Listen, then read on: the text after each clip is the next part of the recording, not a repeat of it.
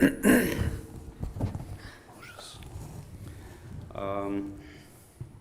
you can hear me now. Great. Thank you all for being patient with my delay. It was not a planned adventure. The topic of today is how to manage and track illicit financing for initiatives that over the long term can threaten democratic stability in Southeast Europe. Without going very much into detail, since I am already into delay, a bit about the format. Every speaker will have a chance to deliver their talk. Sorry. Oh, yeah, that's... Okay, can you hear me? Okay. For around 10 minutes, followed by a more interactive exercise towards the end of this session. I will be keeping the time to make sure everybody stays within the allotted time, and towards the end we will invite everybody to participate in the discussion, since this entire event is supposed to be more interactive and favors dialogue. So without further ado, the first speaker today, Dr. Vanya Petrova, Senior Analyst for the Center for the Study of Democracy. Sorry, yes. Do you want me to introduce myself? Or you're Yes, doing please. this? Yes, please. Yeah? Thank you. I'm taking your role? No. But that doesn't count in my time, right? You will not cut off my 10 minutes. Of course, you will have extra time. Okay, perfect. So don't turn on the timer now, huh? Okay. Did you have your coffee yet? No. Well, then grab a coffee. No, I had a few pills in the morning for food poisoning, so I'm very much off, yes. Sorry, then we right. will step in then. We will step in. Hi guys, it's really nice being here today. It's a pleasure seeing you all. I'm actually really struggling with that microphone, which is moving all the time. I don't know why, but so I'm Vanya Petrova. I already know actually a lot of you, and I can call a lot of you my friends. I work at the Center for the Study of Democracy. I'm a senior analyst there. Before that, I was working at the World Economic Forum. I'm actually still contributing to the World Economic Forum at the Monetary Council. I did my PhD in China. I've been living in China in the last 10 plus years. I worked at Fudan University, which is one of the 3 biggest universities in China. And yeah, basically, I think that should be enough. And let's just get going, because I think we're already a little bit behind. Oh no, actually, we're 3 minutes ahead of time, so that's fine. As I'm the first one who is speaking, and you know this panel is about illicit finance, illicit financial flow. So as having the chance to be the first one speaking, I just wanted to. Is it? Oh, okay. Can you see it? Yes, perfect, you can see it. So being the first one, I just wanted to make sure that we're on the same page and we actually know that we are talking about this, what we are talking about. So just a very brief outline of the presentation. What are we talking about? So what is illicit financial flows? First, this is what we're gonna clarify. What are the main components and sources? Can you hear from that thing? Yeah.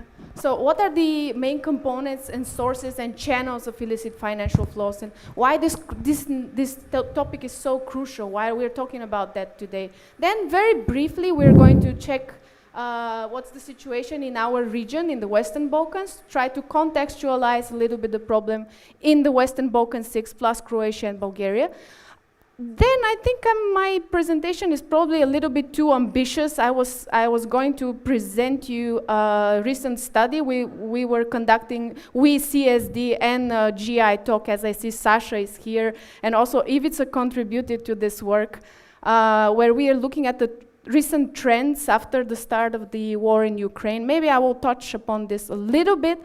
And last but not least, in the end, I want to present some sort of recommendations or some how to stem the flow of illicit financial flow. So what are the biggest opportunities and challenges ahead of us? So let's just get going. Why is this going back? How is it going the other day? Okay, fine. I don't really see my presentation, unfortunately, but the thing is that you are seeing it. This is more important.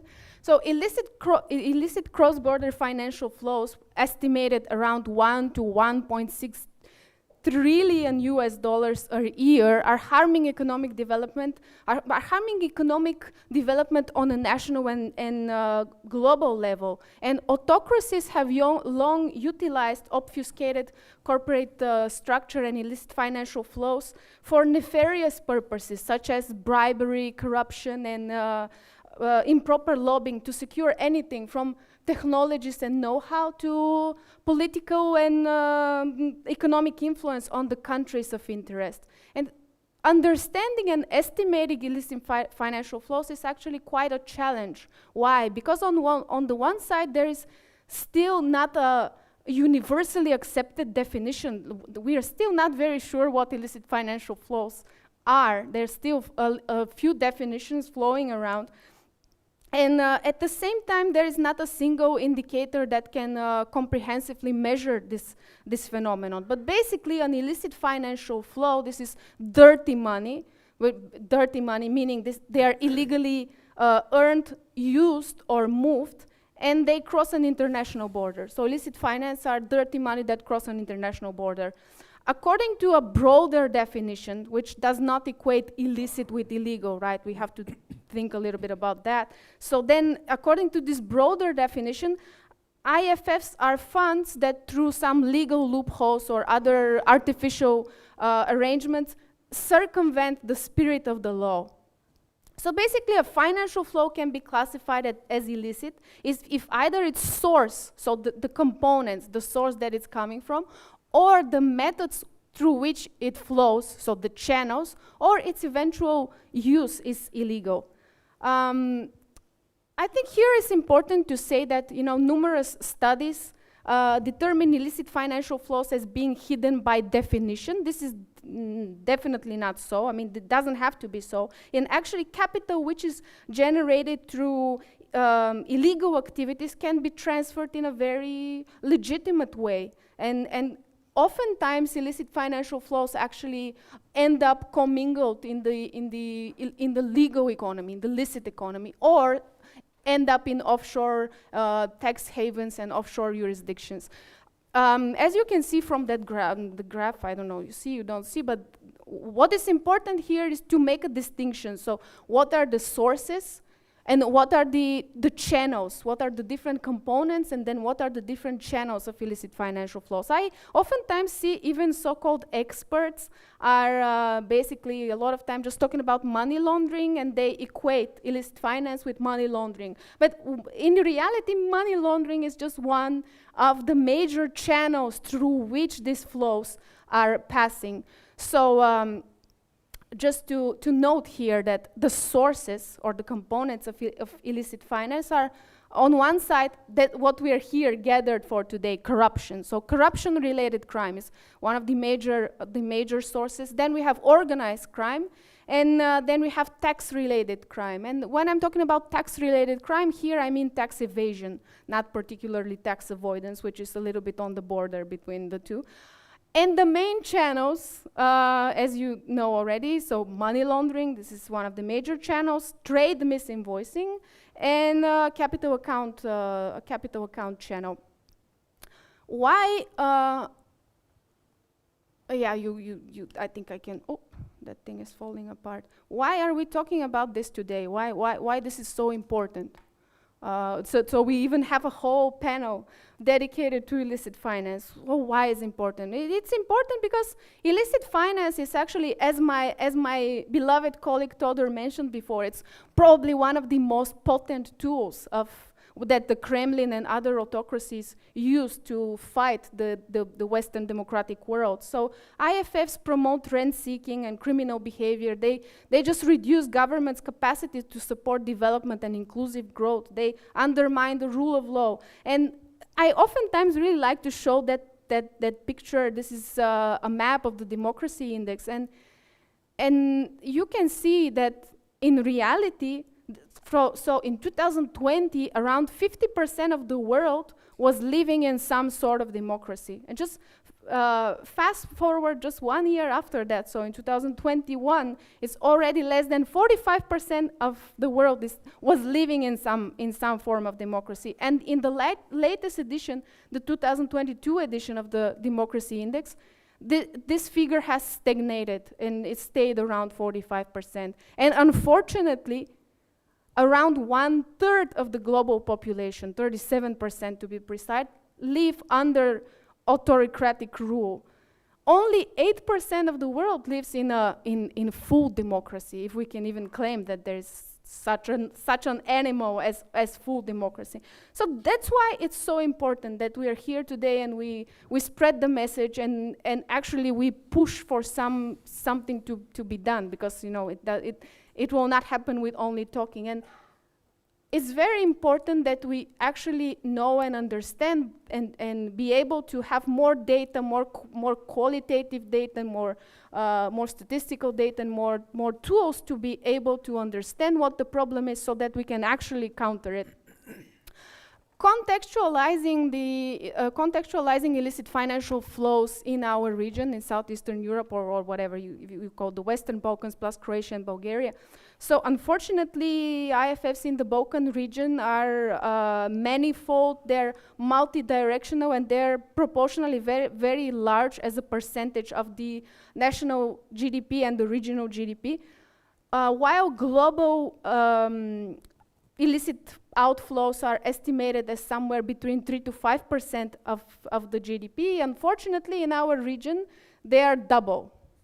So we at the Center for the Study of Democracy, and not only we, there are other previous studies as well, are estimating that illicit finance in our region are somewhere around 6%. Based on our estimations, it's above 6%. In some cases, for example, in the case of Bosnia and Herzegovina, it's around 8%. So the map that you see here, you have the illicit financial outflows and illicit financial inflows, which we have estimated. This was quite an effort from our side. It's the data covers the years from the last 2 decades, so it's from 2000 to 2020. And as not very surprisingly, you see here Bulgaria, Croatia as the red flags when you have illicit financial inflows, and then the outflows, you have the reddest spot, as you can see, is Serbia. But here, keep in mind that oftentimes when we have when we have huge outflows, they are oftentimes coming back as afterwards, being reinvested as inflows. And this is just to capture the problem. But I really urge you, if you're very interested, because in having here like 10 minutes, I cannot really go deep into the methodology and deep into why this is so. But I really urge you to look at what we have done. This is I'm just gonna stand up a little bit to show you here the website. So I really urge you to look at our website. It's called, can you, I think in the other slide I have it. So it's the Kremlin Playbook CSD.bg, and it's an interactive database. It has all the, okay, let me see. Yeah, I think on the other thing you can see. So it's the Kremlin Playbook in Southeast Europe. You have all the tabs here, and this one covers illicit financial flows in Southeast Europe for this whole period of 20 years. So I urge you to check the website. It's pretty interesting. So basically, you can choose whatever country from Southeast Europe, and when you hover the mouse over whatever country, then you will be able to, visualize the illicit financial inflows, outflows in each country for whatever year you want, and then here. Okay, let me go back to the previous one. So here, basically, you can also choose whether you want to see an absolute value or whether you want to see it as % of the national GDP or as a percentage of the regional GDP. And then from this menu here, you can choose the different methodology which has been used to come up, with this estimate. And still here, bear in mind, these are estimates, of course. Also, this tab here is only for illicit financial flows, but you can look around at the whole database. You can actually download all the data here. There is a link to the methodology. There is a link to all the data. And you can also check what my colleagues here, Todor and Goran, which is back in Bulgaria, what they're doing on this info. Also very interesting. So these last two are only on Southeast Europe, but then you can look around, and actually you will see this is Russian influence in all of Europe. So if you play a little bit with it, you can actually see, portfolio investments, FDI all over Europe. So if you're interested, this is just to give you a little bit of a teaser to check it out afterwards. How am I doing with 1 more minute? Yeah. 10 minutes is too. Are you sure you didn't, include my? That's too bad. So okay, I will just. You. Next time you should give me a whole panel. Enablers. I was briefly going here to explain, why the situation is like this in our region. What are the main enablers so that we are facing this huge, staggering amount of illicit financial flows in the region. But if anyone is interested, you can we can keep on the discussion actually afterwards over coffee or lunch, whatever. Then, as I mentioned here, I have a whole, speech about the new trends after the war in Ukraine. So I really wanted to go through all the kind of new all the new channels and trends we are finding, but obviously I will not be able to do that. Or just let me wrap up with what should be done. Also, what should be done, and let me just be more specific. So, I think I mentioned already, we need more statistical data. We need more understanding of the problem, so that we can initiate a strategic policy response. And of course, this as a transnational problem, the push to curb illicit financial flows requires coherence between and within national and international normative frameworks and coordinated action within the scope of the European and the Berlin process. One thing I want to mention here, that not all funds that run through illicit financial flows actually originate from a predicate crime. So this is something that has to be changed as soon as possible, so that money laundering can be investigated without the need of a predicate crime. This, I think, is very, very, very significant. Another thing which has to be done very fast is to accelerate the rollout of the European Anti-Money Laundering Authority, the so-called AMLA. And it should coordinate its actions with the US FinCEN and also the national authorities. I particularly wanted to talk about sanction evasion and what is the situation now with sanctions, but I think someone else will have to do that.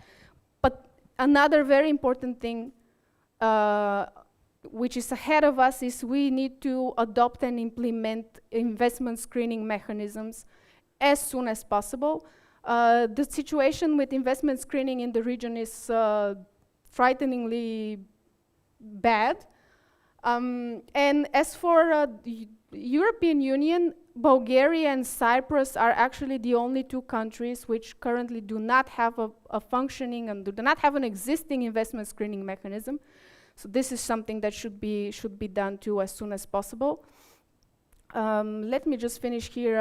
One of the things I wanted to mention is I was going to tell you a lot of examples about cash smuggling, and just so that you're not wondering what are this money that she's showing. This I was making that presentation, and these 3 pictures I'm showing you are from the last 3 days. So one of the trends that we were observing here also with Sasha was that cash is still king. So cash smuggling has increased enormously in the last, let's say, in the last 1 year. And in March, around 1 million euro was caught up in the Capitan Andreevo border. So this is just, in the last 3 days. Let me just not abuse the time anymore, when we can keep on the discussion later. Thanks to our moderator. I hope you're feeling better. And hey, where did my presentation go? Why did you disappear? Okay, good. So I am not finishing my presentation with thank you, because our lovely moderator here, he sent us a PPT, actually a link to a YouTube video, which was instructing how to make a very effective and good presentation. So apparently this was a very prominent professor at MIT, and he is explaining how you should make a good presentation. And what he said was, don't finish the presentation with thank you or thank you for listening, because this is degrading the audience. So I'll not be thanking you, but I urge you to just keep in touch, drop me an email, ask questions, be proactive. And it was a pleasure to see you all here today, and let's have a great day. Thank you very much, Anya. I'm not sure if the microphone is... It is... Okay. Is it better now? Okay, excellent. Thank you for the very insightful presentation. I know 10 minutes is never enough to cover... But you said 15 in the email. I did. But then I think that you did. You are right, though, that an entire panel would be necessary to cover all of the aspects here, and I have a few questions prepared for you, but we'll save these for the end of the talk. Also glad somebody watched the link I sent. I found it helps very clearly structure presentations. The next speaker is Mr. Dragan Marinkovic, who is Assistant Director for the Administration for the Prevention of Money Laundering. A few details about his background. He was born in Belgrade in 1982, graduated in 2007 from the Belgrade University, the Department of International Relations, from the Faculty of Political Science, after which he completed academic studies within the US Studies module. In 2009-2017, he was employed by the Security Information Agency, and in late 2017, he was appointed Assistant Director, the position he currently still holds.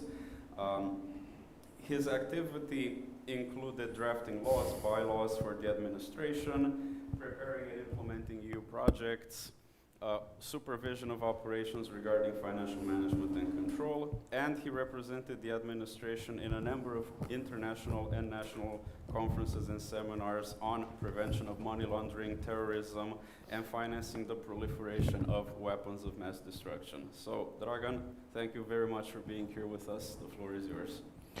Thank you. So, I think you can hear me. I will speak slowly. Okay, I have prepared a short oral presentation.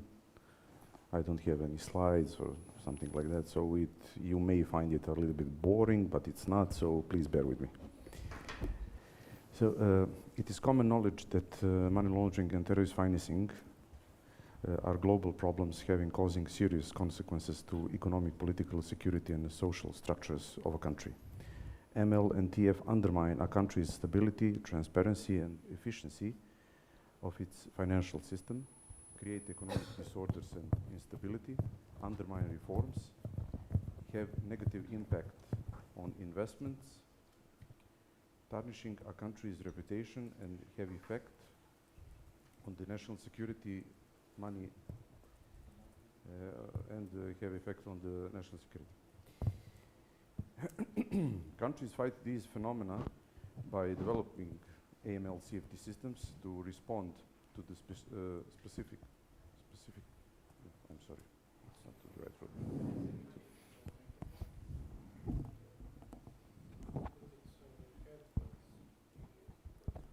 Okay, can I? Yeah, can you hear me? Yeah, okay. So, like I said, countries fight these phenomena by developing AML CFT systems to respond to the specifics of their specific. Yeah, it's not working. I'm not sure what's happening here. Yeah, maybe we should.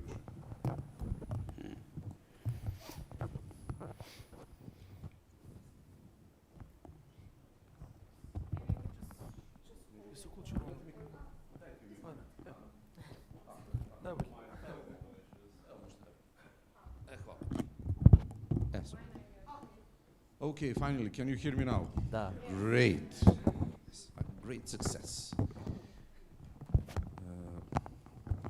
Okay, for the third time.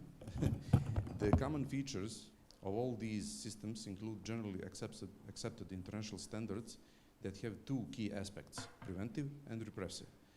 The repressive aspect of the AML CFT system means criminal prosecution and sanctioning of the perpetrators of ML and TF and confiscating of proceeds from these crimes.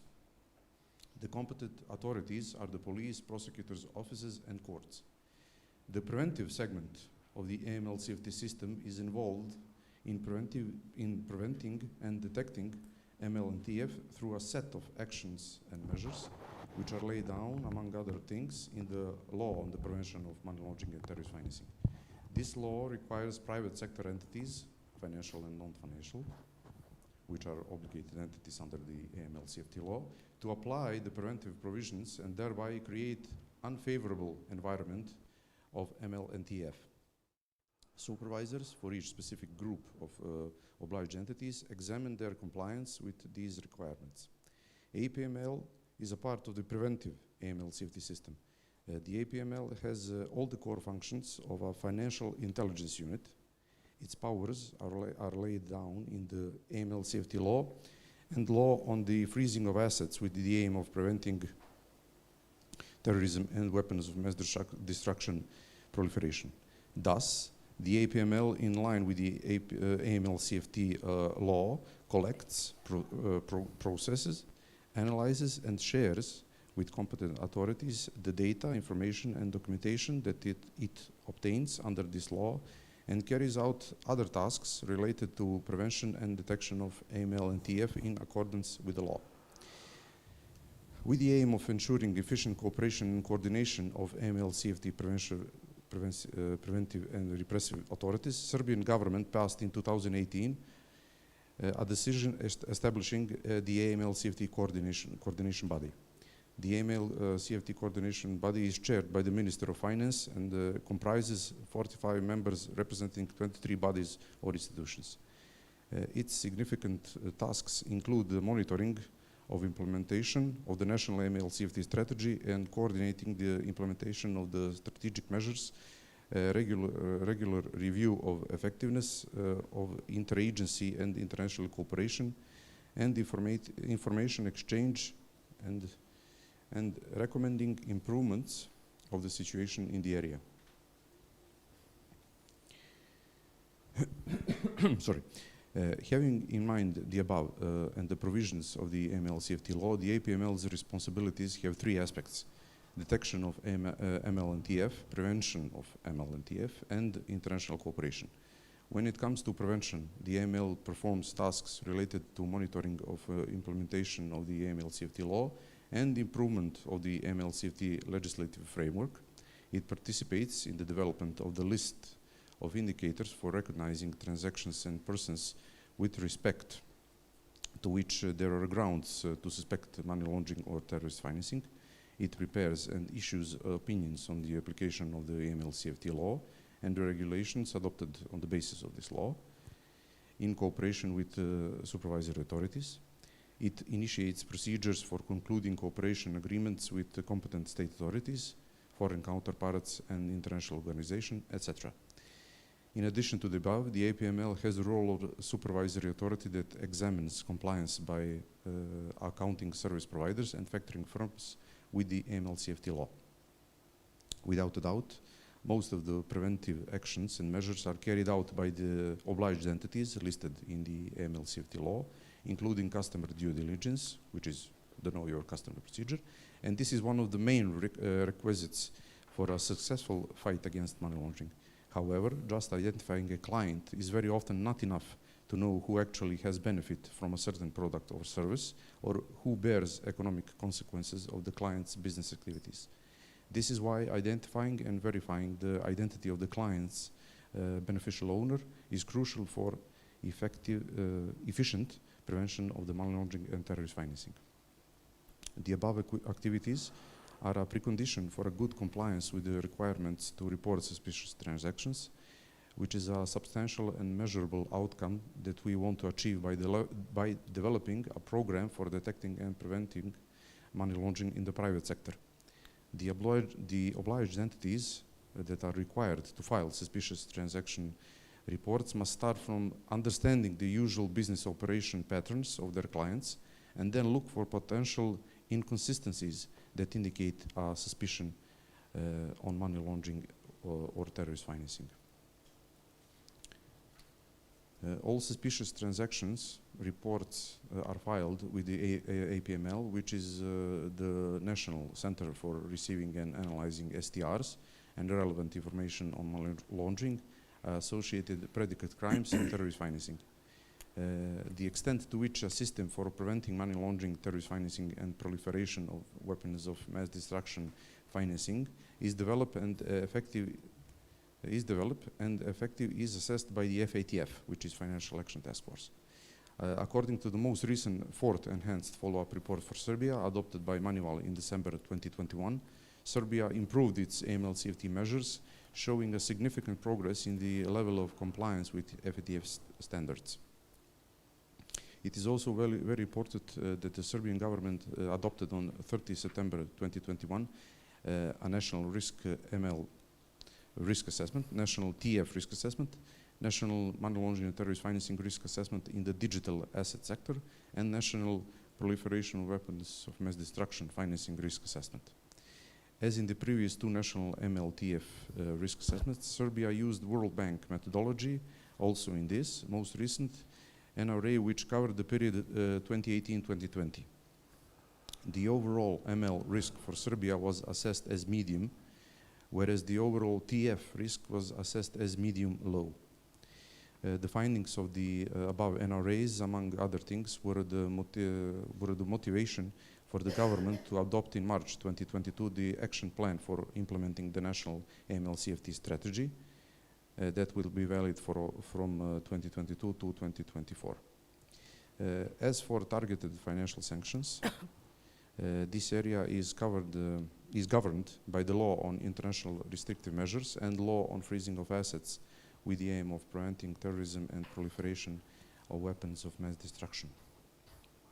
The law on international restrictive measures lays down the procedure for applying international measures introduced, applied, or abolished by the Republic of Serbia pursuant to legal acts passed by the UN Security Council, OSCE, other international organizations where Serbia is a member, and legal acts of other international organizations when this is in the foreign policy interest of the Republic of Serbia, while the law on freezing of assets with the aim of preventing terrorism and proliferation of weapons of mass destruction lays down actions and measures for applying the UN Security Council's resolutions lists, designating persons as terrorists and freezing of their assets. It lays down the competences of state authorities concerning the application of these measures, and it provides for the rights and obligations of natural and legal persons in the application of this law. Through the adoption of the law on freezing of assets with the aim of preventing terrorism on March 23, 2015, and its subsequent amendments in 2017, Serbia implemented the United Nations Security Council resolutions and FATF recommendations on TFS in relation to terrorism. The 2017 law on the freezing of assets laid down the actions and measures for freezing the assets of designated persons, the competences of state authorities concerning the application of these measures, and rights and obligations of natural and legal persons in the application of this law. And in May 2018, this law was amended once again to extend its provisions to proliferation of weapons of mass destruction financing. So, finally, Serbia has the required legislative, institutional and operational framework to promptly designate, identify and freeze the assets of any individuals or entities that are subject to TFS for any of the reasons listed in the two laws that I mentioned above. We are working also on improving technical capacities. We already have an online freely accessible search tool for designated persons, and we constantly improve the capacities of our staff in various institutions through training and technical assistance. So to conclude, I know I was boring, but I'm looking forward to question and answer part of this panel. I'm not saying thank you. Thank you, Dragan, for the insightful presentation. I hope the microphone is okay with everybody, right? Again, we'll save the questions for the latter half of the discussion. We are hopefully on time, so without further ado, I'd like to present our next speaker, which is, and I hope I'm pronouncing this correctly, tell me if I'm mispronouncing Anna correctly. It's, yeah. Excellent. Who is Executive Director of the Belgrade Institute of Partners, Serbia,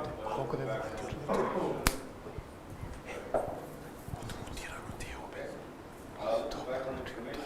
Prior to joining Partners Serbia 2010, she specialized in the field of international criminal law and transitional justice, working for in the civil and judicial sector, including the International Criminal Tribunal for former Yugoslavia.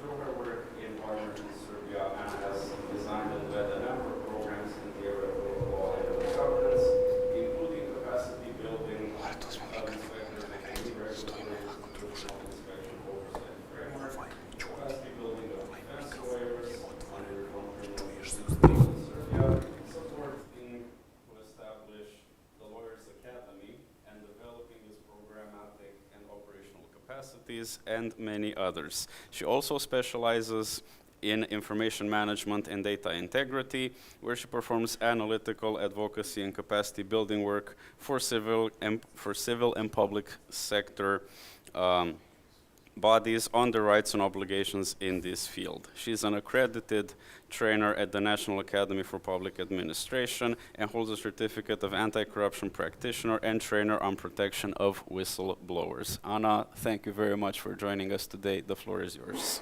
Thank you, and thank you for the invitation. And thanks to the organizers for holding this event. Based on the introduction, you realize I'm coming from the civil society sector. So my organization works in the diverse rule of law field. We have several pillars to work, including the rule of law, democratic infrastructure, conflict management, and organizational development.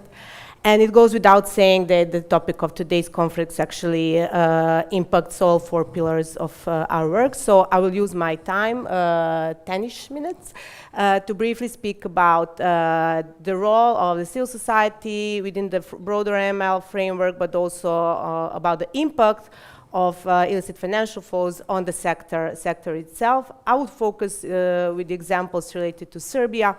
Obviously, we have a rich experience in the field, but also there's some current developments that may be interesting for further discussion.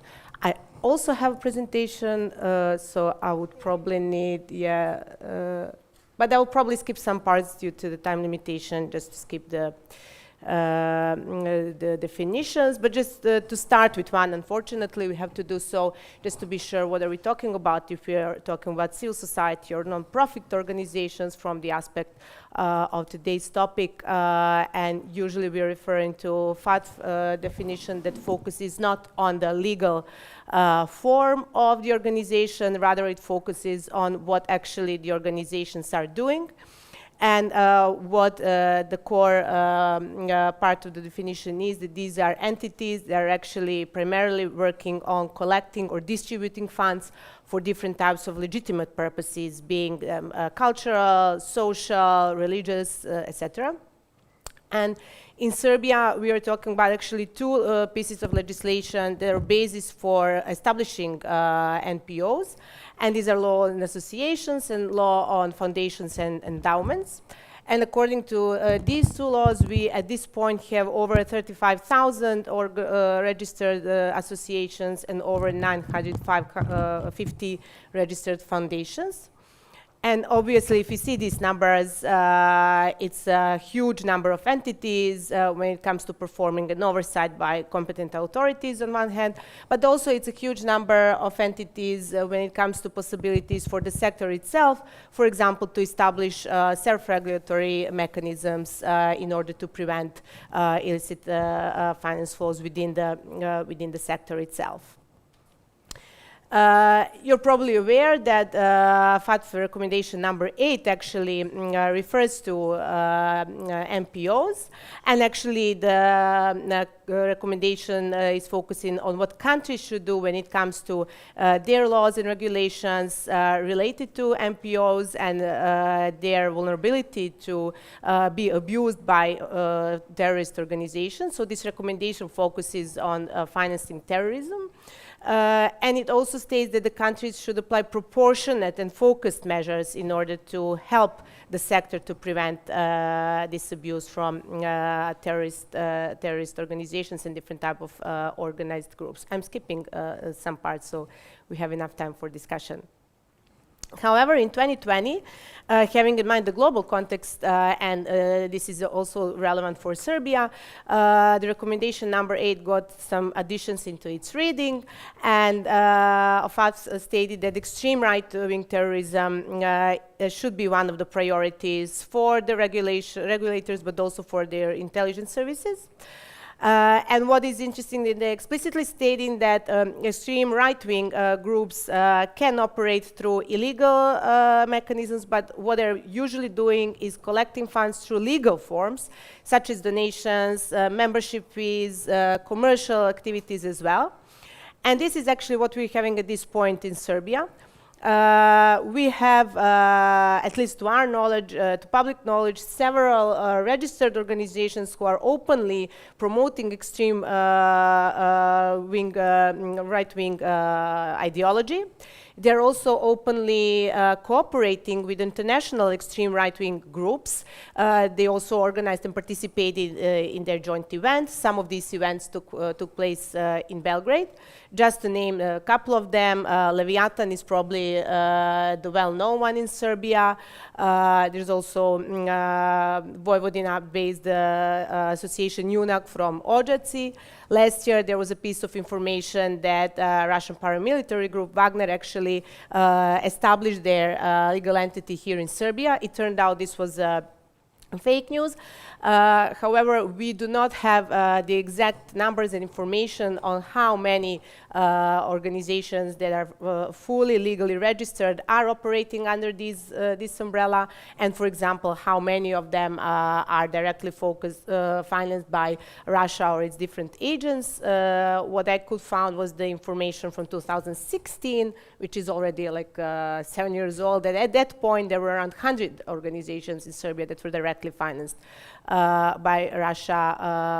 As I said, we don't have data for the current moment, but definitely the situation did change in last couple of years due to the global context, but also the regional context as well. So just to mention, as Dragan also said, in 2021 there was the last risk assessment that was performed, and the sectorial risk assessment as well, relevant for civil society and its risks related to terrorism financing. The sector at large was assessed as with a low or medium risk, and it was established that the sector already has developed procedures that could have a positive impact on preventing the abuse by terrorist groups and vulnerabilities to these abuses.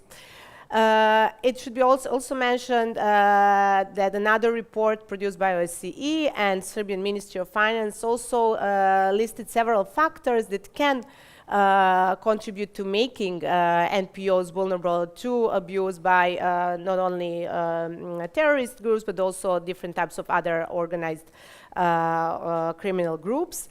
And these factors are mostly related to regulatory context in Serbia. For example, the fact that it's pretty easy to register an NPO, that they have pretty diverse financial operations, for example, having multiple donors, working with different currencies, also have different types of sources and different sources of funding, from donations to crowdfunding.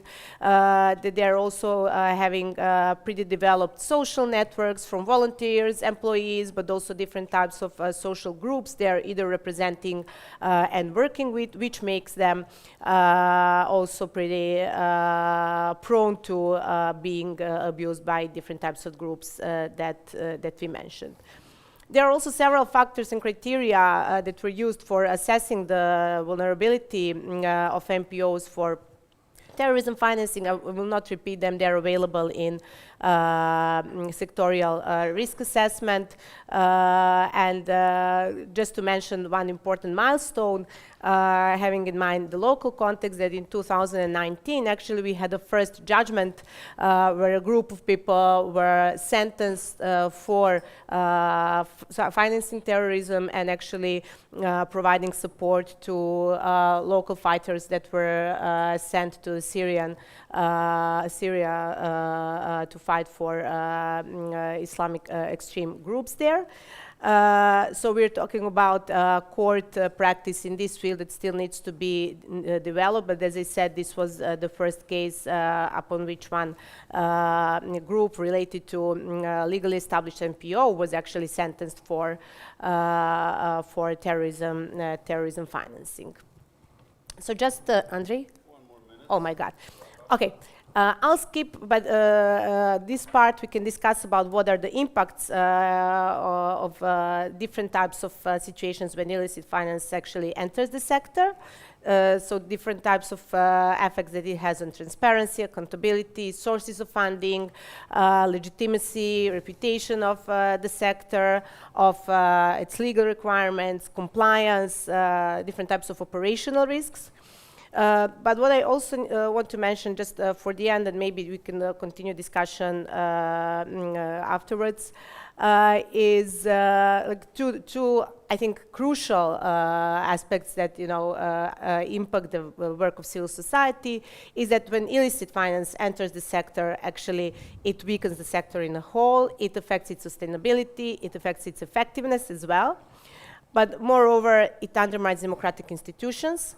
It weakens the rule of law in the country, and it actually prevents the civil society on performing its core role. It's promoting and defending human rights, promoting and defending democratic values, providing different types of services to different types of social groups, etc., etc. And in the end, I have several aspects that I wanted to talk about how civil society can be involved in the broader AML scheme, and how it can actually contribute to the state's efforts to prevent and counter illicit finance flows at the broader level. But it's really important to state that most of the sector is actually partner to the state in these processes. that we do a lot of advocacy, we do a lot of research, we do a lot of capacity building. I just brought an example that my organization established an e-learning program for civil society and private sector in the field of AML. There's a link, you can visit it. It's completely free to access it. But it's also important to note that civil society and investigative media play a crucial role in monitoring and reporting on cases that are related to illicit financial flows. I brought here the example of just recent report that was published by colleagues from Civic Initiatives and BIRN, Balkan Investigative Report Network, where they actually discovered a pretty developed Ponzi scheme related to state funds from the Ministry of Family Welfare and Demography, where it was discovered that the group of legally registered MPOs is abused by the group of individuals related to public institutions and provided them access to public funds through public calls, and some criminal charges were also filed by the MPOs, but to my knowledge there's no initiative from the competent authorities in this regard. In 2014 we had a similar case, but the criminal complaint submitted by another MPO was actually rejected.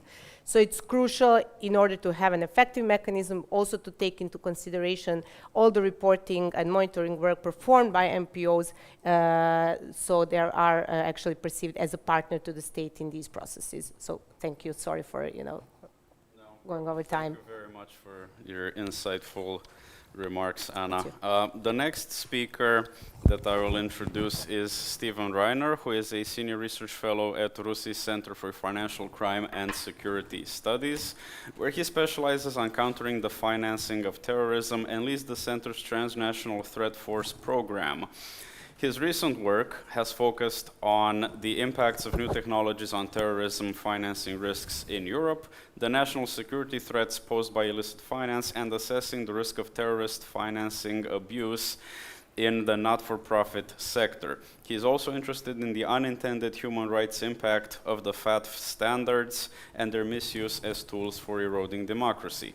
Stephen has previously served as a junior policy advisor at the Permanent Mission of Canada to the UN in New York, where he aided the delegation's engagement with the UN Security Council, including its work on counterterrorism. Stephen, excited to hear your presentation. Thank you. The floor is yours. Thank you, Andre. I realize my bio talks a lot about terrorism financing, even though that's not what I will discuss on today's panel, because I think, first of all, when we think about illicit finance, anti-money laundering, counterterrorism financing, FATF, one point I would just like to make already is that we tend to take these two concepts and just mush them together, that somehow preventing the financing of terrorist activity has somehow got something to do with kleptocrats and corrupt people laundering the proceeds of crime. These are actually very distinct issues that are at the nexus of finance and security. So I want to focus my remarks solely on that kind of money laundering, prevention of crime aspect, and put terrorism financing to the side for one moment. As our moderator said, I lead the Transnational Threat Finance Program within the Center for Financial Crime and Security Studies based at RUSI. We're a London-based think tank. And we really try to look at everything that's at the nexus of finance and security. I found this session exceptionally difficult to prepare for because the topic of tracking illicit financial flows and countering sanctions evasion, I mean, I could, like my colleague to my left, speak for hours about this topic because it's virtually everything that we do at our center. So I went for a walk out in Belgrade yesterday and had an ice cream and thought, what am I going to tell these people tomorrow? I still couldn't think of what I was going to talk about when I came up this morning. So I decided I'm going to provide a sort of tasting menu to you. I don't know if anyone's ever gone to shop for a wedding cake, but you typically go and you taste a few cakes and you decide, oh, I think I want this one. So what we're going to try and do is talk a little bit about the work of our center, and then in the Q&A session and throughout the rest of the day, you tell me what cake you want to buy for me, and I will give you a full cake. Tackling illicit financial flows, to look at that kind of half of the remarks. I want to talk about programming that we've done at our center, which is really about looking at civil society organizations as being the guardians of what we call the first mile. This is a concept whereby you think about illicit finance, the proceeds of corruption, everybody wants to get, the proceeds of corruption out of the country as quickly as possible, because once those funds become illicit financial flows and move across the border, it's very difficult, almost impossible, to repatriate those funds. So in strengthening the organs of a government or of a state to prevent the outward flow of those funds is something that's absolutely essential. And I'll talk about that a little bit. I also want to talk about foreign influence, and a little bit about how finance increasingly seems to be used as a tool to subvert our democracies. And then the one thing here I'd like you to leave thinking about is illicit finance is a national security priority and national security threat. So if you hear nothing else I say today, please just leave thinking, oh yeah, I should think about illicit finance as a national security threat. And I think these two halves of what I want to talk about conveniently track onto the opening remarks by both of our speakers right at the start of the day. So to think about illicit financial flows first and strengthening the first mile, we see in many places where state authorities have sort of been rooted out or gutted, captured. There's various different bits of language that are used to describe this kind of situation.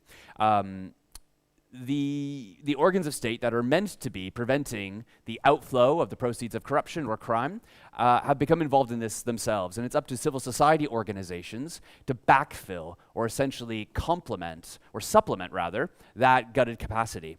And at the Center for Financial Crime and Security Studies, we carried out a project trying to not train or teach, this is the wrong word, but try to upskill civil society organizations, investigative journalists, essentially watchdog type organizations in East Africa, Latin America, but also in the Western Balkans, on essentially using international standards of anti-money laundering, preventing corruption. Our colleague from the FIU of Serbia was talking about these and described them as boring, and I was a bit offended by this, frankly, because the FATF standards are a crucial tool for civil society organizations to hold governments to account and say, look, you promised in these standards, you promised in your mutual evaluation report that you would, for example, do better on corporate transparency. And these are the standards that we as civil society will hold you to. And I think this is very important and something we tried to do more of in our work at RUSI.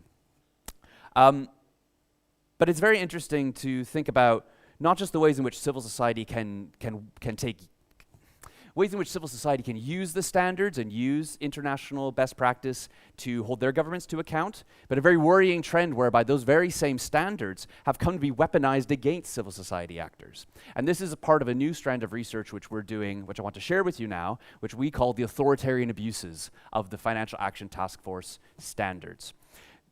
To be very succinct in what I mean about this concept, we see a very worrying trend whereby different governments of various democratic persuasions, outright autocracies, all the way to fully democratic countries like my own in Canada, whereby anti-financial crime measures and laws and processes, which are underpinned by those standards, are used to target not just NPOs, as my colleague Anna was talking about, but other expressions of civil society, political opposition groups, investigative journalist consortia, etc.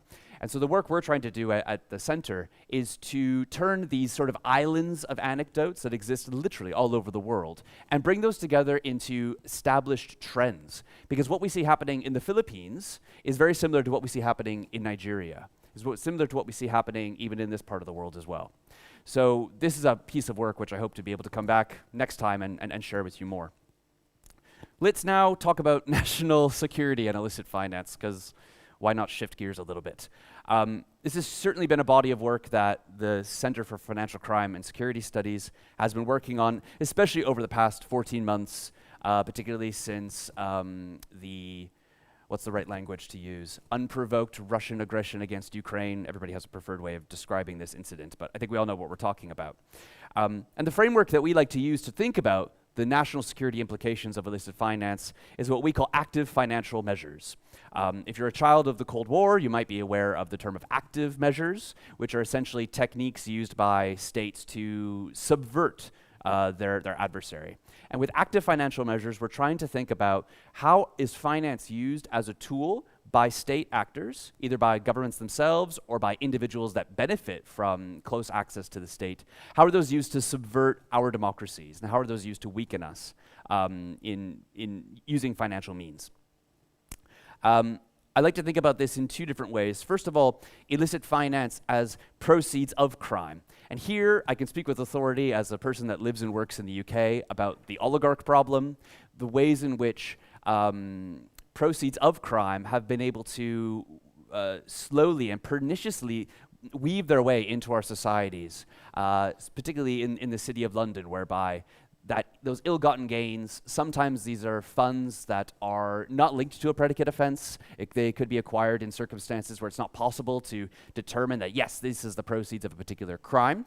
But nonetheless, those funds are used by individuals to have a foothold in our democracies. Let me be more specific. Thinking about donations to political parties, purchasing football clubs, donations to arts and culture type organizations and institutions. These are all means of trying to gain influence in a different country. Nobody donates £500,000 to the Conservative Party of the UK just because they're really excited about their policies. No, there's certainly another incentive to doing this. And this is something that, the UK is working on, but I think all countries obviously need to think about is what is underneath the purpose for these funds, and how are they used to subvert our democracies? How can we counteract attempts to silence those that want to call this out? Has anyone heard of SLAP suits, or strategic lawsuits against public participation? These are well-funded legal cases where individuals go after investigative journalists, they go after people that are trying to speak truth to this type of power. And we would like to see, I would like to see personally, further efforts to counteract the ability for people to use the vast resources they have available to them to silence civil society and investigative journalists in this way. The last thing I want to talk about is illicit finance and the proceeds for crime. And here's an interesting new body of work that we're looking at, thinking about state-sponsored interference in our democracies, whereby it's coming directly from states themselves, not just oligarchs and individuals that have benefited from those autocracies and from those states. And here we might talk about Moldova, again, because why not? It's a country that we've had the privilege and opportunity to engage with recently. Has anyone heard of someone called Elon Shore? If you could raise your hand if you heard of this guy. Yes. So this man, I don't know why Netflix hasn't done a special on Elon Shore yet. It would make tons of money. It's a brilliant story. Right at the center, we have very good evidence to suggest of what's called the missing billions case in Moldova earlier in this, in the latter part of the last decade, whereby through extensive money laundering, use of UK and other shell companies, a network of Russian-connected organized criminals were essentially able to buy 4 major financial institutions in Moldova and lend themselves so much money that these banks eventually collapse. 3 financial institutions, not 4, sorry. To the point where these institutions collapse and causes unimaginable economic and real hardship on everyday people in this country. And it's fascinating to see what this guy is up to today. There's very good evidence to suggest that he's linked to Russian money, which is used to finance protest movements in front of the parliament in Chisinau. These protests are meant to subvert the Maia Sandu government, meant to undermine civil society organizations and the whole narrative of joining the EU, becoming closer to the EU, and really pushing for entering that sphere of influence versus the Russian sphere of influence. And I think it's no wonder that it's a prolific money launderer and somebody with close connections in essentially decimating the Moldovan banking system, who has been co-opted by Russia to do just this. So our aim in all of this work, not in Moldova, but kind of internationally, obviously our colleagues at the Center for the Study of Democracy are focused on this in other parts of the world, trying to motivate that national security interest in illicit finance, trying to motivate that security interest in the FATF standards, which are not boring, are very, very fascinating, and not only essential in kind of preventing crime, which is bad, obviously, and making sure that corrupt individuals don't get away with it, but also to make sure that these financial tools to subvert our democracies are not abused. And only 2 minutes over time. Just last thing to say is that in all of our work at the Center for Financial Crime and Security Studies, we know that supporting civil society and people in this very room is absolutely essential in ensuring that financial transparency and furthering the, I suppose, integrity of the financial system, because it's this financial system that we need, and if we sort of let it go to muck, there's a real risk of perhaps a bifurcation of the global financial system, whereby countries that are subject to significant sanctions, I'm getting into the sanctions point now, our Russias, our Irans, our North Koreas, choose that, well, there's enough of us in this club now that we don't need to abide by the FATF standards, we don't need to abide by these best practices, and we end up having two clubs, and this is an absolute worst case scenario that I think we need to try everything to avoid. Or to be Council of Europe members. Possibly. Thank you very much for the quite lively presentation and introduction into your work. I look forward to going a little bit into details in the discussion part. The final speaker for today, I understand, will have a two-part presentation. The first part is more theoretical, and the second one is a practical simulation exercise that will involve the audience, so there's something to look forward to. And our speaker is Dr. Ivica Simonovsky, who received his PhD in international politics at the Faculty of Law, St. Cyril and Methodius of Skopje. He's a financial analyst with the Financial Intelligence Office from the Republic of North Macedonia, and has over 15 years experience in financial investigation and financial analysis. He's the author of two books, one published in 2018 called Countering the Financing of Terrorism in the International Community, and the second called How to Become a Financial Investigator from 2022. Yes, those are the some copies. He is also the co-founder of the Cybersecurity, Corporate Security and Crisis Management Initiative, which is a non-governmental organization focused on raising public awareness of the phenomena related to cyber and human security and privacy, among others such as money laundering and corruption. Since 2021, he has been a part of the roster of experts in Regional Anti-Corruption Initiative in Sarajevo, OSCE, ECOFEL, Council of Europe, and the Academy of Justices and Public Prosecutors, and is also a member of the Southeast Europe Regional Network of Global Initiative Against Transnational Organized Crime, or GIT-OK.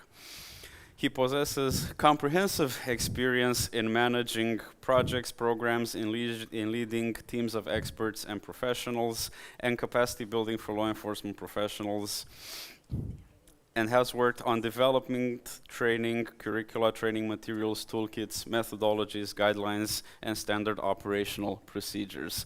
Thank you very much for being here with us, Ivica. The floor is yours. Thank you, Andrei. Can you hear me? Yes, it's okay. Thank you to all organizers. I feel myself like at home because to be in Belgrade, Sofia, Montenegro, Bosnia, or Skopje is the same. I'm looking forward to see the Balkan region in the next periods without borders, because the borders makes obstacles between the people. Because it's almost 12 and we have only half an hour to finish this first session, and I feel myself like the last obstacles between you and your lunch. I will try to be as much as I can faster. I know that it's not good characteristic of the male population. Andrei, far away, okay. I don't like to feel myself like a Usain Bolt because he is retired, but I will try to do my best. Yes, we sit together with Vanya. Oops. Is it work or not? It works. Which one? Hold on. It should be on. Yeah, it works. It should work. Can you show Can his you presentation, please? No, my presentation. No. What? No, he most definitely has a presentation. Yes, I have it. Two parts of presentation. Yes. I'm pretty sure. Where should I send it again? Let's go to lunch. Okay. Okay.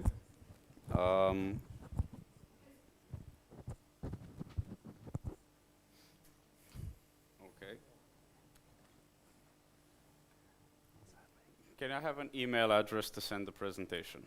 I'm pretty sure that I already sent it.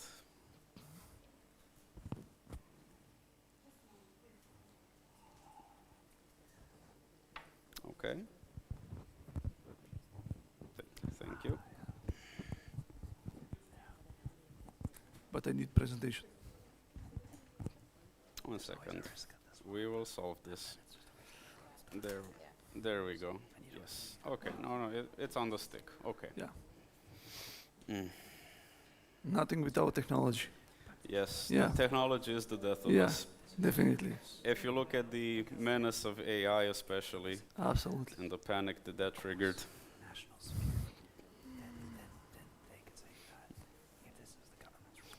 Okay, it is the latest document added to the stick.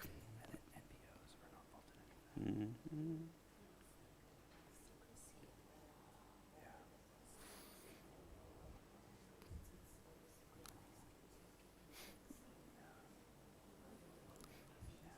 All good?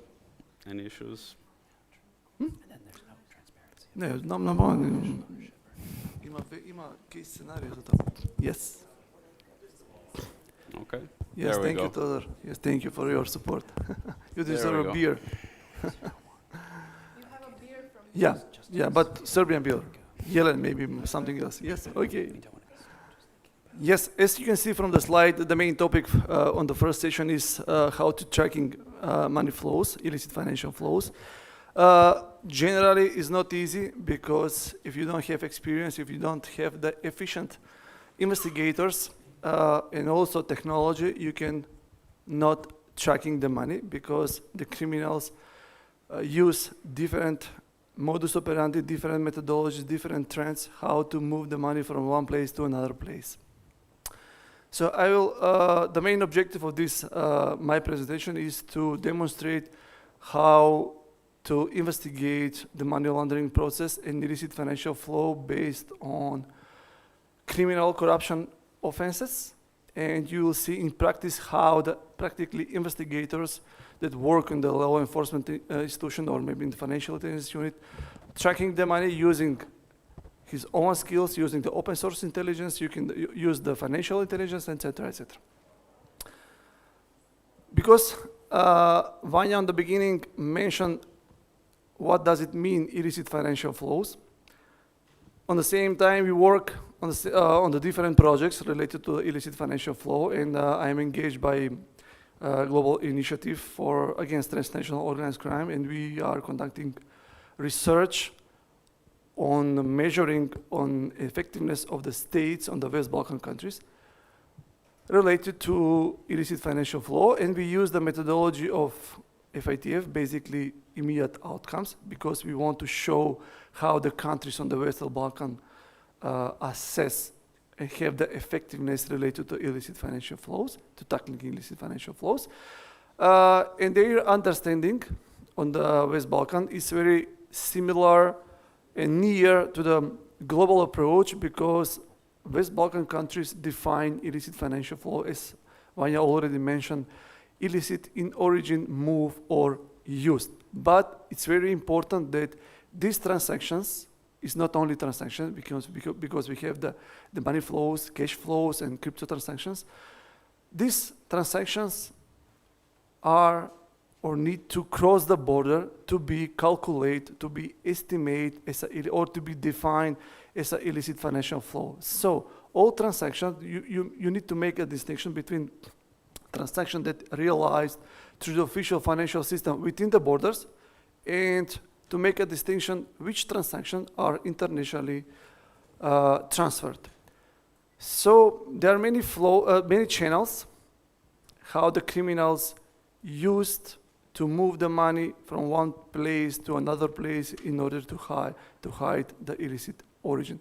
The first channel is normally official financial sector because they use financial system, banks, fast money transfers to place the proceeds of crime or maybe legal money and to transfer to a place to another countries.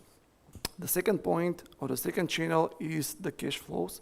And they use cash couriers, they use the money mules to move the money, to cross the border and to move the money to another country. So all of these transactions we need to calculate, all of these cash flows we need to calculate just to estimate how much money move or for one country to another country. The next channel is Hawala system.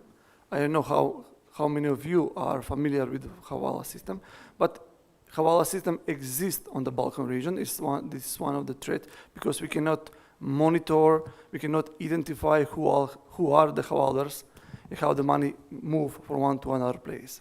And the last but not the least, it's very important, the crypto transactions, because if you look the FATF recommendation in the FATF glossary, the crypto transactions are defined as international transactions. So all of these transactions also should be calculated and should be quantified in our assessment process. So as I mentioned at the beginning, it's not easy process because we don't have a unique first definition. The second, we don't have unique formula how to quantify the volume, how to measure the volume of illicit financial flows. Normally, many of our colleagues, many of our panelists mentioned that money moves or ends up maybe in some offshore countries, maybe to support some radical groups, extremist groups, terrorist groups, to have some influence on some political parties, to launder the money through some corporate vehicles or maybe through the NPO sector, etc., etc. If you look who is responsible to monitor, to reduce, to obtain the measures to reduce the illicit financial flow, we have the many actors in the states. So we have government institutions, we have the public prosecutors, we have the law enforcement, and also we need to establish the mutual evaluation teams and mutual and joint investigation teams because these transactions are international transactions. But from the other side, we have a role of the civil society and how the civil society play the role in reducing the illicit financial flow. The first is the public-private sector, which means financial and not financial institution, because if you look the AML and CFT law, they are obliged to obtain the measures and activities for prevention of money laundering and financing of terrorism. So we have the banks, we have the fast money transfer, we have the crypto exchange offices, we have the exchange offices, etc., etc. We have notaries, lawyers, and so on, so on.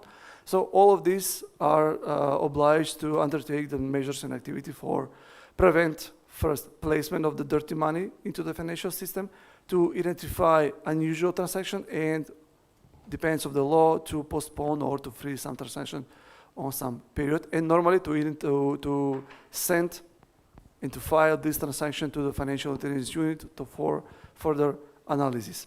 So then we have NGO sector. NGO sector is very important in reducing illicit financial flow. One of the recommendations our colleagues mentioned is to assess the risk of the NPO sector for purposes of terrorism financing, but also NPO sector could be used for support some extremist groups or terrorist groups or maybe radical groups or maybe for money laundering processes. So we engage NPO sector just to assess the risk within the NPO sector and to identify which subsector within the NPO is most vulnerable or can be used or abused for purposes of terrorism or maybe some issues. So we have the academia, because academia trained investigators develop curricula for students to engage them into this issue. We have also media. I think that in investigation journalism, Anna mentioned that this sector is very important because they can initiate some investigation within the public prosecutor office. So, because I don't like to overlap with my topic, because Vanya mentioned a couple of things and other colleagues mentioned a couple of things, I decided in the last moment to prepare some scenario and to demonstrate how actually investigators, financial intelligence officer follow the money and make a distinction. What is the criminal money? What is the illicit financial flow? What is the legal money? I will stand up because it's very easy for me. Please apologize for this. I will try to be as much as I can quick. So this is my account, opened in some bank in Belgrade. And if you look the definition of illicit financial flow, so we need to monitor cross-border transactions. And if you look in this Excel table. This is my account. You can see, you can see that all transactions that coming from abroad, which means Sofia, Skopje, British Virgin Island, Cayman Island, Cyprus, are part or can be subject for further investigation. Because if you investigate illicit financial flow, only these transactions should be used for further analysis. What's happened? I have incomes. The first income is cash. This is not illicit financial flow because the cash, I have it in my pocket and I can place into my account. But we have different persons who transfer the money to my account based on the loan transfer. It's normal, it's not suspicious, but it's unusual because why someone decide on my account to transfer the money based on the loans. So, and I decide to use this money to buy a car in Belgrade. Everything is normal, but it's unusual until now. It's not suspicious yet. Then, two companies from the offshore countries, British Virgin Island and Cayman Island, transfer the money based on the research of market and consultancy contract. It's a lot of money. And also Steve Bennett transferred a loan of $10,000 on my account from the Bank B of Cyprus. And I decided to use this money to buy an apartment on the waterfront. Looking normal, because normally if I want to buy something, I need money. So I find sources, but what's happened behind and where are the suspicious here? So there are several red flags that any investigators, any bank's officials, any financial intelligence officer need to identify looking on these transactions. What are they? The first, the period of realization of transactions. It's happened a couple of days before the end of the new year. Why? Why I decide to transfer the money and to use these schemes necessary before the end of this year? What do you mean? Guess. Feel free. What's happened in this period? Everyone celebrate, right? After party, night party. We have Catholic holidays, right? And everyone celebrate here. And it's easy because I know that the focus of the bank officials and law enforcement officials are to finish this year successfully, right? And I use this period to skip their attention because, as I mentioned, all of them are already celebrate. The next red flag is incomes based on the loan and agreements. Why someone decide to transfer the money based on the loans and agreements? Who am I? The question is, who am I? Unusual links between me and the natural and legal persons. Fourth one, outcomes. I use my money to buy car and apartment. And the last, natural and legal person from the offshore countries. All of these are the red flags, but still unusual, or maybe we can, because it's always thin line between unusual and suspicious. If you put... I hate to intervene, but could you wrap up in maybe 3 minutes? So Yes, I will. Leaves time for questions. I will. Thank I you. will. Okay. If you put all of these transactions in this chart, to calculate which of these transactions are illicit financial flows, I need to first prove that the money comes from illicit sources, right? Because following the definition, we need to identify which money is coming from the illicit sources, which are not. Okay. Next thing that I need to do is to profile myself.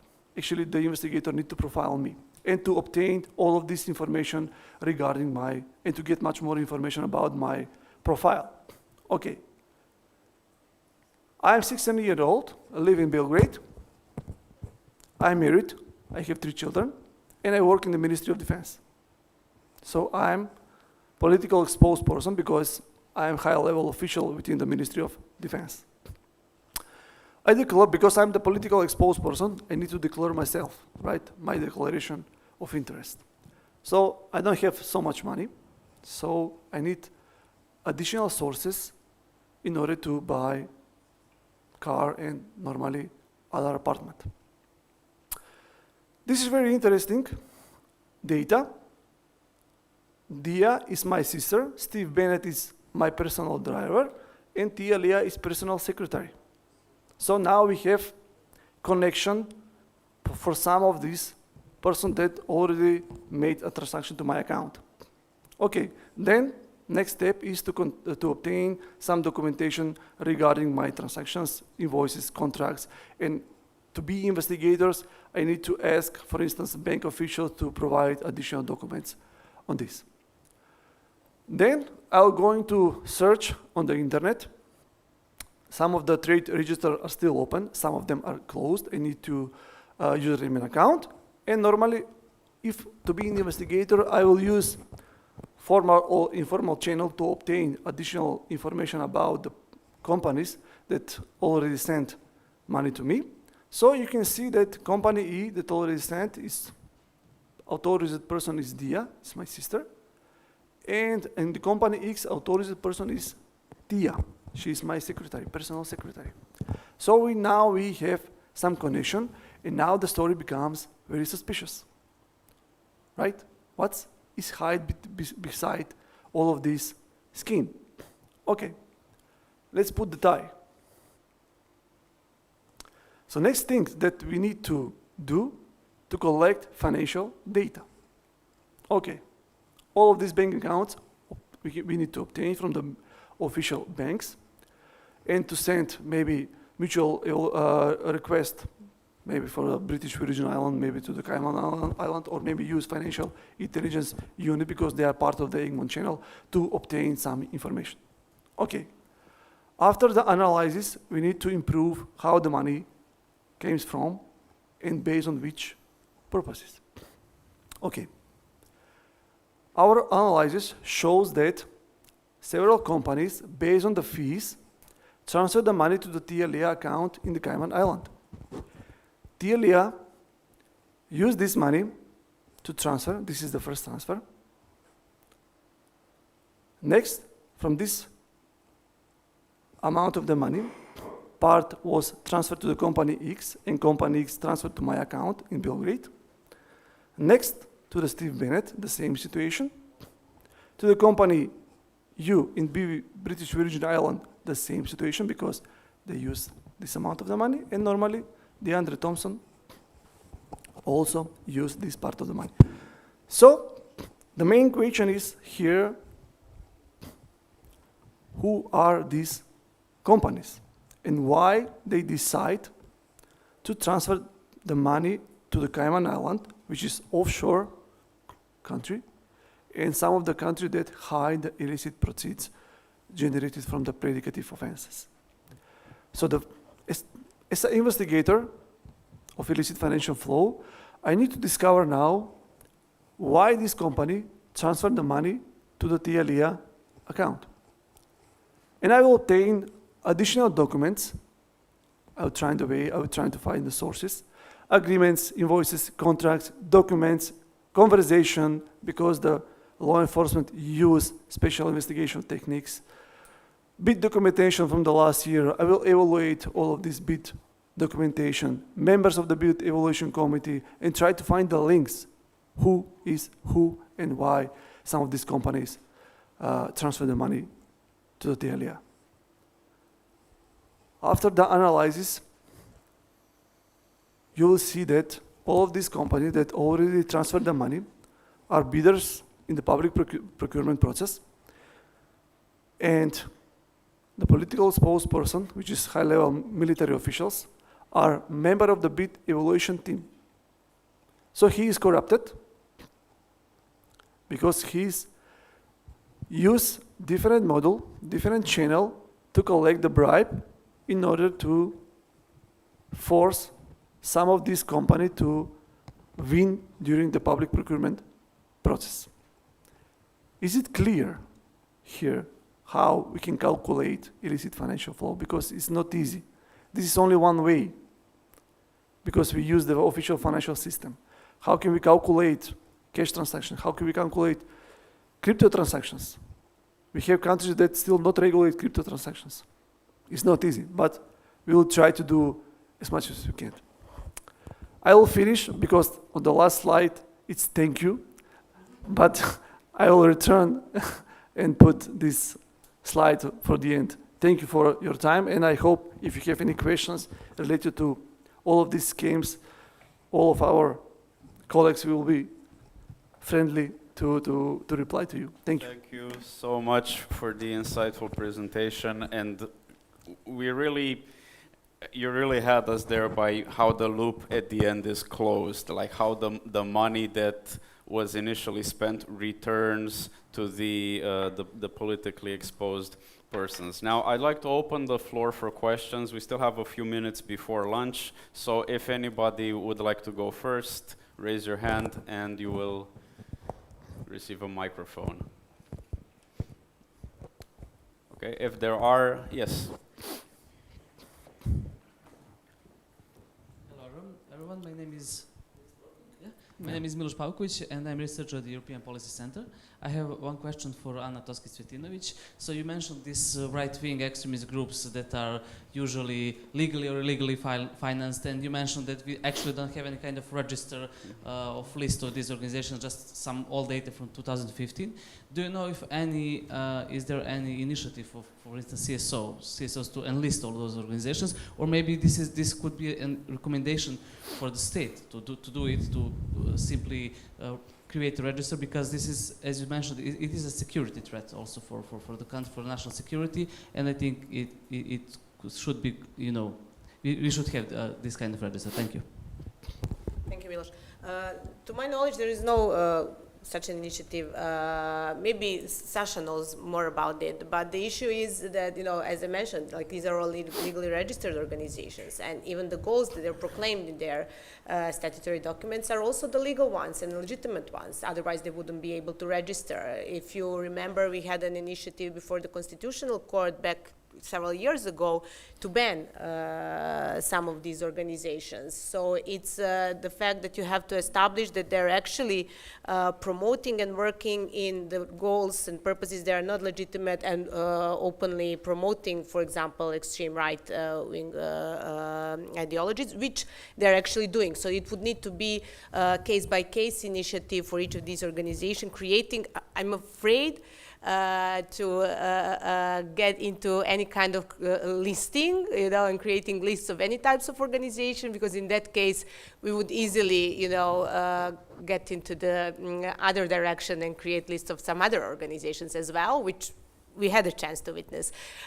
So it should be done on a case-by-case basis, but it is also, there's a huge space for advocacy and a huge space for raising awareness. I know it's a phrase of the general population on how to at least ignore these types of movements, because they're working on getting the attention of especially young populations. So this is another topic, but in a legal, from a legal aspect, it's a case-by-case basis, so it should be assessed like that. Can I answer that? Yes, as well. Is that okay? If I could also make a point about right-wing financing. So at the Center for Financial Crime and Security Studies, we've recently published a report about whether the counterterrorism financing regime as it exists is actually fit for purpose for addressing right-wing terrorism and extremism, because the system was really developed to deal with transnational jihadism. And I think the major thing with the far-right threat is that we mustn't only think about far-right financing through these kind of registered organizations. The far-right threat is far more atomized and in basically living online. whereby people are not so much parts of terrorist groups or extremist groups, but parts of extremist kind of ecosystems. And the US National Risk Assessment for Terrorism Financing and the UK's own points to the fact when it comes to far-right financing, it's not about financing the groups specifically, but the way that those groups produce propaganda and produce a kind of extremist milieu, which inspires the lone actors to then carry out a violent attack. So it's the far-right financing question is fascinating, very little to do with this topic, but an interesting aside which we can, of course, talk more about. Yeah. But here it's related also to foreign influence. So Yeah, for sure. Any other questions? Yes, at the Can I- back. Can I- Misha Popovic, Institute for Democracy. I have a question for Ivica.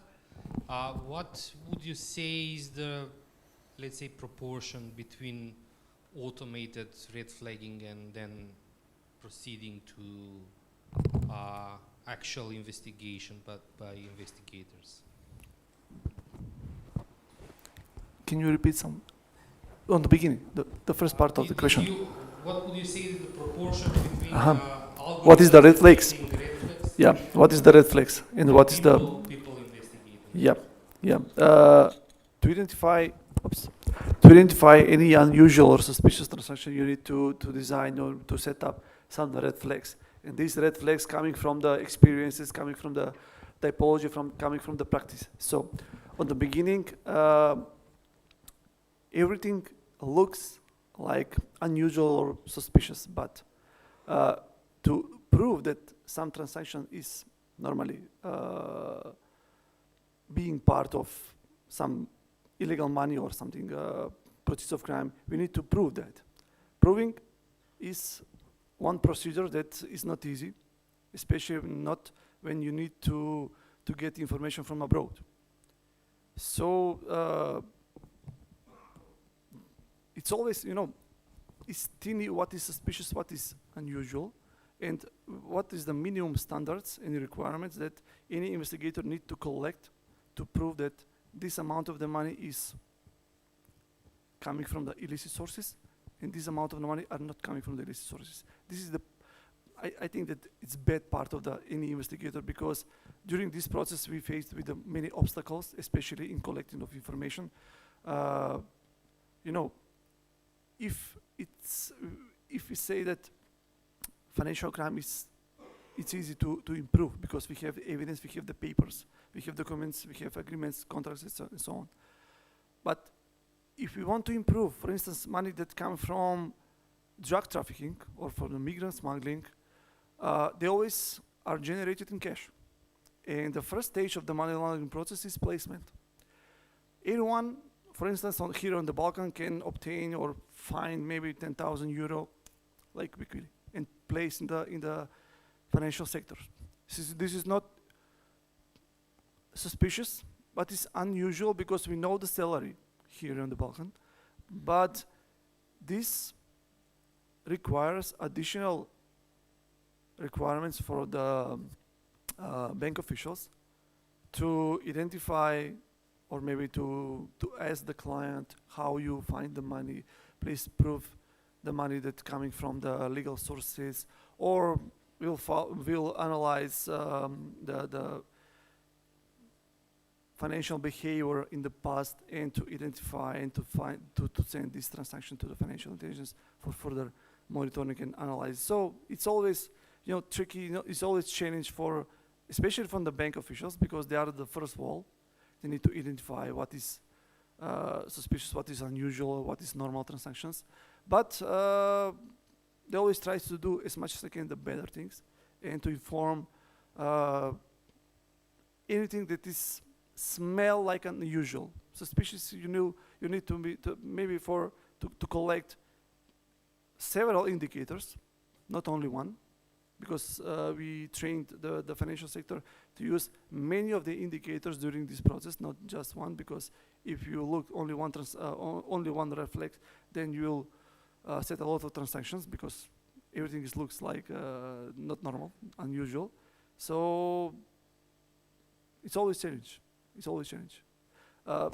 Just one thing, based on our experience related to the first question about the NGO sector and the list of the NGO sector, So in Macedonia, we have the law on restrictive measure, and we as a government institution can designate someone on the national list related to terrorist organization, financing of terrorist organization, someone who work against democracy, rule of law, etc., etc. NGO sector is here.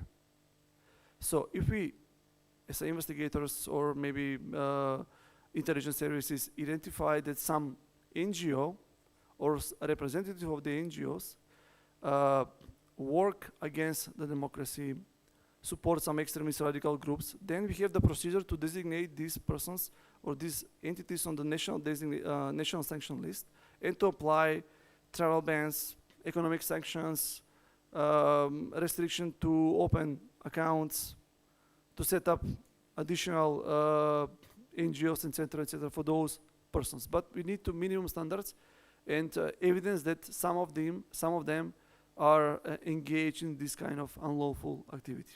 Thank you. Thank you very much.